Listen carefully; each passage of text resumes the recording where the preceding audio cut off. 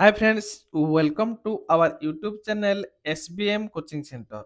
Friends, आज आम देखा तुम सप्तम श्रेणी इतिहास बही तृतीय अध्याय मुगल साम्राज्य तो यही पाठटी आम समस्त प्रश्न उत्तर को डिस्कसन करवा। तो बंधुगण तो चलतु आम डेरी नक वीडियो को स्टार्ट करवा।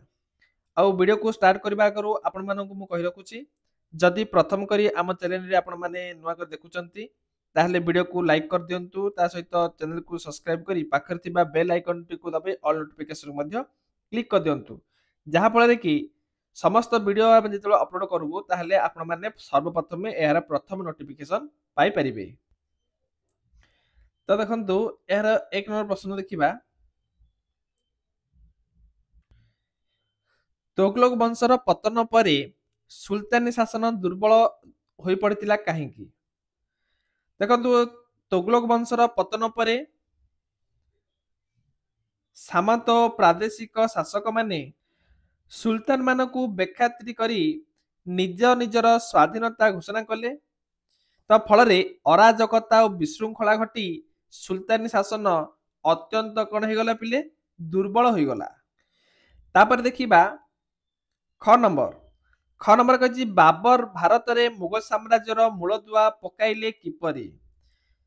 यार उत्तर दिल्ली रे लोदी वंशर शेष सम्राट दिल्ली रे लोदी वंशर शेष शासक इब्राहिम लोदी शासन कला बेले तांको स्वेच्छाचारी शासन विरुद्ध रे अफगान अमीर माने षडयंत्र कले।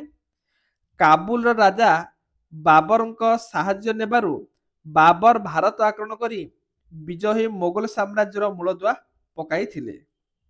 ग नंबर हुमायून केउ केउ विपदर सम्मुखीन होइथिले। तो बाबरଙ୍କର ज्येष्ठ पुत्र हुमायून 1530 ख्रीष्टाब्द रे सिंहासन आरोहण करथिले।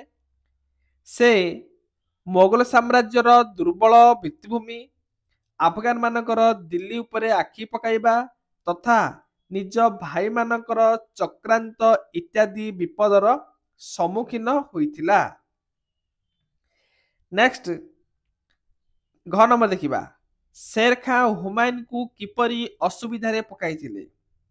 शेर खां अफगान विद्रोही मानक मध्य अन्यतम पराक्रमशाली थिले। शेर खां बंग राज्य आक्रमण करथिले जहा द्वारा तांको प्रभाव बिहार और बंगरे प्रतिष्ठित होइथिला। एई भली भाबरे शेर खां हुमायून को विपद रे पकाइथिले। अकबर मोगल साम्राज्यर स्थिति को सुदृढ़ करथिले किपरि। वीर और योद्धा मोगल सम्राट अकबर क्षमतासीन हेबा परे आजमीर ग्वालियर आदि राज्य जय करथिले। राजपूत मानक प्रति उदार नीति पोषण करथिले। जने राजपूत रमणी को विवाह करथिले मध्य एवं आहुरी अनेक राज्य जय करथिले। एई भली भाबरे मोगल साम्राज्यर स्थिति को से सुदृढ़ करि परिथिले। तबे देखिबा हळदीघाट युद्ध केते ख्रीष्टाब्द रे होइथिला। एही युद्ध रे फलाफल कोन होइथिला। हळदीघाट युद्ध 1576 ख्रीष्टाब्द रे होइथिला। एही युद्ध रे अकबर तांको प्रधान सेनापति मानसिंह नेतृत्व रे राणा प्रताप को परास्त करी चित्तौर दुर्ग अधिकार करथिले। 6 नंबर देखिबा अकबर काहेकि उदार नीति ग्रहण करथिले। अकबर हिंदू और मुसलमान मानक मध्य रे भेदभाव दूर करिया पई उदार धर्म नीति ग्रहण करथिले। हिंदू मानक उपरु जिजिया और तीर्थयात्री कर उठाई देई सेमानकर पर्व पर्वाणी रे मध्य जोग देउथिले जहा फल रे कि उदार धर्म नीति समस्तक पई समान रहउतला। नूरजहान किए जहांगीरଙ୍କର शासन काल रे तांकर भूमिका किपरि थिला। अत्यंत सुंदरी बुद्धिमती नूरजहान जहांगीरଙ୍କର पत्नी थिले। मन रहला पिला माने नूरजहान कहार पत्नी थिले जहांगीरଙ୍କ पत्नी थिले। जहांगीरଙ୍କ शासन काल रे अनेक समय रे शासन कार्य परिचालना करुथिले एवं सरकारी कागज पत्र निर्देशनामा रे दस्तखत मध्य करुथिले। ଶାହାଜାହାନଙ୍କ ସଫଳ କୃତିତ୍ୱ ଗୁଡ଼ିକ କ'ଣ ଥିଲା? ଶାହାଜାହାନଙ୍କ ସଫଳ କୃତିତ୍ୱ ଗୁଡ଼ିକ ଥିଲା ଆଗ୍ରାର ଯମୁନା ନଦୀ କୂଳରେ ତାଜମହଲ ନିର୍ମାଣ, ଶାହାଜାହାନବାଦ ନଗରୀ ପ୍ରତିଷ୍ଠା, ପୁଣି ସେ ଜୁମା ମସଜିଦ, ମୋତି ମସଜିଦ ଓ ଅନେକ ସୌଧ ମଧ୍ୟ ନିର୍ମାଣ କରିଥିଲେ। ନ୍ୟ ନମ୍ବର ଦେଖିବା, ଔରଙ୍ଗଜେବଙ୍କର ହିନ୍ଦୁମାନଙ୍କ ପ୍ରତି ମନୋଭାବ କିପରି ଥିଲା? ଔରଙ୍ଗଜେବଙ୍କ ହିନ୍ଦୁମାନଙ୍କ ପ୍ରତି ବିଦ୍ୱେଷ ମନୋଭାବ ଥିଲା। ଏଣୁ ସେ ହିନ୍ଦୁମାନଙ୍କ ଉପରେ ପୁଣି ଥରେ ଜିଜିଆ ଏବଂ ତୀର୍ଥଯାତ୍ରୀ କର ବସାଇଥିଲେ। ମନେ ରହୁଛି ପିଲାମାନେ, ଯେତେବେଳେ ଆକବର ହିନ୍ଦୁମାନଙ୍କ ଉପରେ କୋହଳ ନୀତି ମନ ପୋଷଣ କରିଥିଲେ, କିନ୍ତୁ ଔରଙ୍ଗଜେବ ହିନ୍ଦୁମାନଙ୍କ ଉପରେ ଜିଜିଆ ତୀର୍ଥଯାତ୍ରୀ କର ପୁଣି ବସାଇଲେ। ଆକବର ଜିଜିଆ ଓ ତୀର୍ଥଯାତ୍ରୀ କର ଉଠେଇ ଦେଇଥିଲେ, କିନ୍ତୁ ପୁଣି ଔରଙ୍ଗଜେବ ବସାଇଲେ। ତଥା ରାଜପୁତ ମାନଙ୍କୁ ସେ ହତାଦର କରୁଥିଲେ। ଆକବର ରାଜପୁତ ମାନଙ୍କ ସହିତ କ'ଣ କରିଥିଲେ? ବନ୍ଧୁତା ସ୍ଥାପନ କରିଥିଲେ, କିନ୍ତୁ ଔରଙ୍ଗଜେବ କ'ଣ କଲେ? ସେମାନଙ୍କୁ ହତାଦର କଲେ। ଟ ନମ୍ବର ଦେଖିବା, ମୋଗଲ ଶାସକ ମାନଙ୍କର ଅନ୍ୟ ଶାସକ ମାନଙ୍କ ସହ ସମ୍ପର୍କ କିପରି ଥିଲା? ମୋଗଲ ଶାସକ ମାନେ ଅତ୍ୟନ୍ତ କ୍ଷମତା ଲିପ୍ତ ଥିଲେ। ତ ଅନ୍ୟମାନଙ୍କ ଶାସନ ପ୍ରତି ଉପରେ ଆଧିପତ୍ୟ ବିସ୍ତାର କରିବାକୁ ଚାହୁଁଥିଲେ। ଯେଉଁ ଶାସକ ମାନେ ତାଙ୍କ ବଶତା ସ୍ୱୀକାର କରୁନଥିଲେ, ସେମାନଙ୍କ ସହ ଯୁଦ୍ଧ କରୁଥିଲେ। ତାପରେ ଦେଖିବା ଠ ନମ୍ବର, ମୋଗଲ ମାନଙ୍କର ଧର୍ମନୀତି କିପରି ଥିଲା? ମୋଗଲ ସମ୍ରାଟ ମାନେ ଇସଲାମ ଧର୍ମାବଲମ୍ବୀ ଥିଲେ। ଔରଙ୍ଗଜେବଙ୍କ ବ୍ୟତୀତ ଅନ୍ୟମାନେ ଅତ୍ୟନ୍ତ ଉଦାର ଧର୍ମନୀତି ଅବଲମ୍ବନ କରୁଥିଲେ। ଫଳରେ ସମସ୍ତ ଧର୍ମାବଲମ୍ବୀ ମାନଙ୍କ ମଧ୍ୟରେ ସୁସମ୍ପର୍କ ରହୁଥିଲା। ଢ ନମ୍ବର, ମୋଗଲ ଶାସନ ସମୟରେ ଲୋକମାନେ ସାମାଜିକ ଓ ଅର୍ଥନୈତିକ ଅବସ୍ଥା ଲୋକମାନଙ୍କର କିପରି ଥିଲା କୁହାଯାଇଛି। ମୋଗଲ ଶାସନ ସମୟରେ ମୁସଲମାନ ସମାଜ ଚାରି ଭାଗରେ ବିଭକ୍ତ ଥିଲା। ଏକ ହେଲା ସମ୍ରାଟ ଶ୍ରେଣୀ, ମଧ୍ୟବିତ୍ତ ଶ୍ରେଣୀ ଏବଂ ସର୍ବନିମ୍ନ ଶ୍ରେଣୀ। ଏମାନଙ୍କ ମଧ୍ୟରୁ ସର୍ବନିମ୍ନ ଶ୍ରେଣୀର ଲୋକମାନଙ୍କର ଅବସ୍ଥା ଅତ୍ୟନ୍ତ ଶୋଚନୀୟ ହୋଇ ପଡୁଥିଲା। ହିନ୍ଦୁମାନେ ମଧ୍ୟବିତ୍ତ ଶ୍ରେଣୀରେ ଜୀବନଯାପନ କରୁଥିଲେ। ନେକ୍ସଟ ଦେଖିବା ଢ ନମ୍ବର, ମୋଗଲ ରାଜତ୍ୱ କାଳରେ ଭାଷା ଓ ସାହିତ୍ୟର ଉନ୍ନତି କିପରି ହୋଇଥିଲା? ମୋଗଲ ରାଜତ୍ୱ କାଳରେ ପାର୍ସୀ, ଆରବୀ, ଉର୍ଦ୍ଦୁ, ହିନ୍ଦୀ ଭାଷା ଓ ସାହିତ୍ୟର ବିଶେଷ ଉନ୍ନତି ହୋଇଥିଲା। ବାବର, ହୁମାୟୁନ, ଜାହାଙ୍ଗୀର, ଔରଙ୍ଗଜେବ ନିଜ ନିଜର ଆତ୍ମଚରିତ ଲେଖିଥିଲେ। କବିର, ତୁଳସୀଦାସ, ରସଖାଁ ଇତ୍ୟାଦି ବିଭିନ୍ନ ଗ୍ରନ୍ଥ ରଚନା କରି ଭାଷା ସାହିତ୍ୟକୁ ପରିପୃଷ୍ଟ କରିଥିଲେ। ତାପରେ ଦେଖିବା ଣ ନମ୍ବର, ମୋଗଲ ଶାସନ ସମୟକୁ କଳା ଓ ସ୍ଥାପତ୍ୟର ସୁବର୍ଣ୍ଣ ଯୁଗ କୁହାଯାଏ। କାହିଁକି? ନା ଦେଖନ୍ତୁ ପିଲାମାନେ, ମୋଗଲ ଶାସନ ସମୟରେ ଅଜସ୍ର ଅର୍ଥ ବ୍ୟୟରେ କାରୁକାର୍ଯ୍ୟପୂର୍ଣ୍ଣ ମନୋରମ ରାଜପ୍ରାସାଦ, ଦୁର୍ଗ, ମସଜିଦ, ସମାଧି ଏବଂ ସୌଧ ନିର୍ମାଣ ହୋଇଥିଲା। ଏଣୁ ମୋଗଲ ଶାସନ ସମୟକୁ କଳା ସ୍ଥାପତ୍ୟର ସୁବର୍ଣ୍ଣ ଯୁଗ ବୋଲି କୁହାଯାଏ।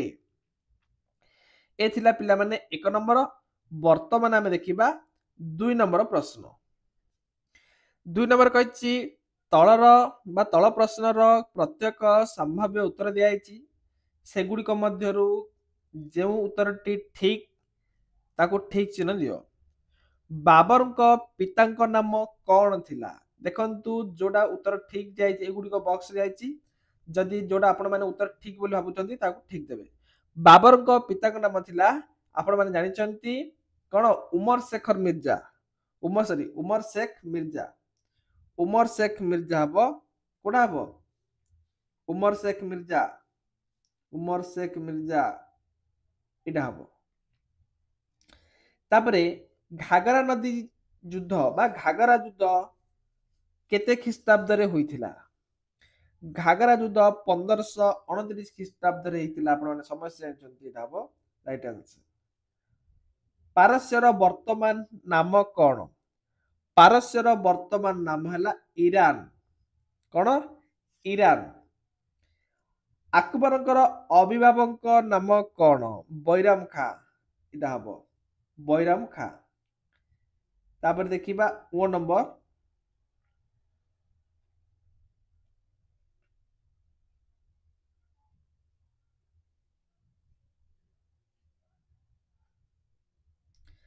अकबर निज साम्राज्य को केतोटी सुबारे विभक्त करथिले? अकबर 15टी सुबारे विभक्त करथिले। अकबरंकर ज्येष्ठ पुत्रंक नाम कौन? अकबरंक ज्येष्ठ पुत्र नाम होची सलीम।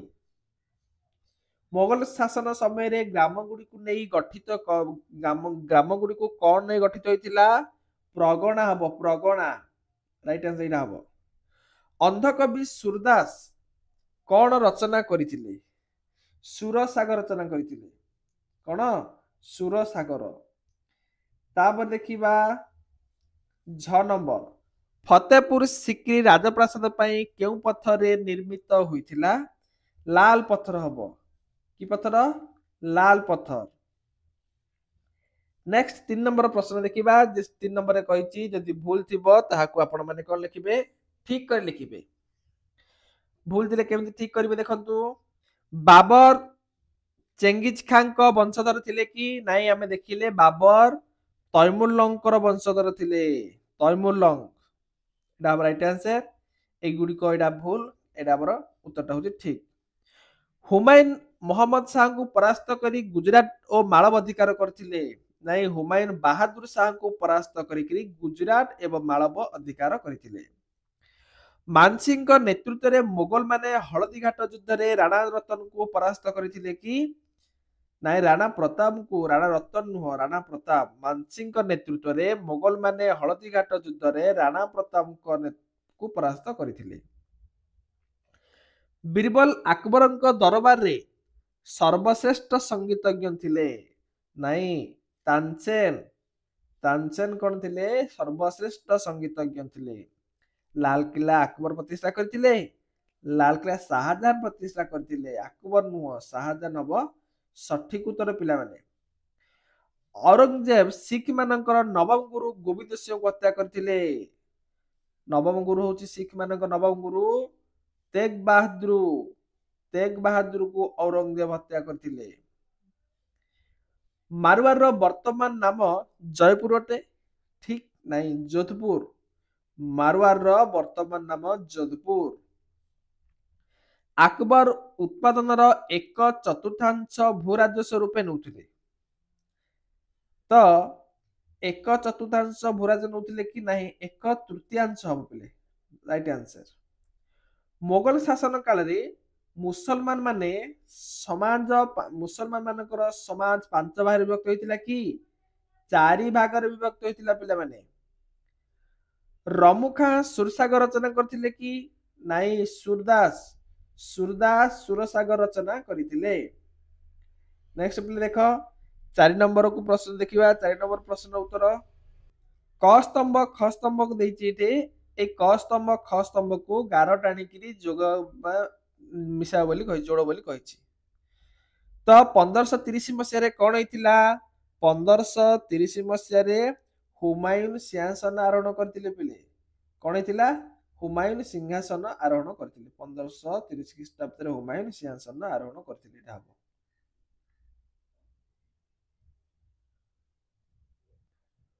1575 ख्रीष्टाब्द रे कोन होइतिला? अकबरंक द्वारा इबादत खाना निर्माण होइतिला। तापरे 1605 ख्रीष्टाब्द रे कोन होइतिला पिले? 1605 ख्रीष्टाब्द रे अकबरंकर मृत्यु होइतिला। 1605 ख्रीष्टाब्द रे अकबरंकर मृत्यु होइतिला। नेक्स्ट 1666 ख्रीष्टाब्द रे कोन होइतिला? शाहजहांकर मृत्यु होइतिला।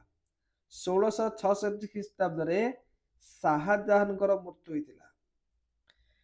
पुणी 1658 ख्रीष्टाब्द रे औरंगजेब सिंहासन आरोहण करथिले। एटा हबो सठिक उत्तर। पिलाने वर्तमान आमे आपण मानकर सप्तम क्लास रो मोगल साम्राज्य रो प्रश्न उत्तर को आमे डिस्कशन कले। आशा करूची आपण मानको वीडियोटी बहुत भल लागिथिबो एवं हेल्पफुल मध्ये हेइथिबो। जदि वीडियोटी भल लागिला ताहले वीडियो को लाइक कर देबे एवं चैनल को सब्सक्राइब करी पाखरे थिबा बेल आइकन टू दबाई ऑल नोटिफिकेशन को क्लिक कर देबे जहा फल कि आमर समस्त वीडियो को आपण माने अति सहज रे देखि परिबे।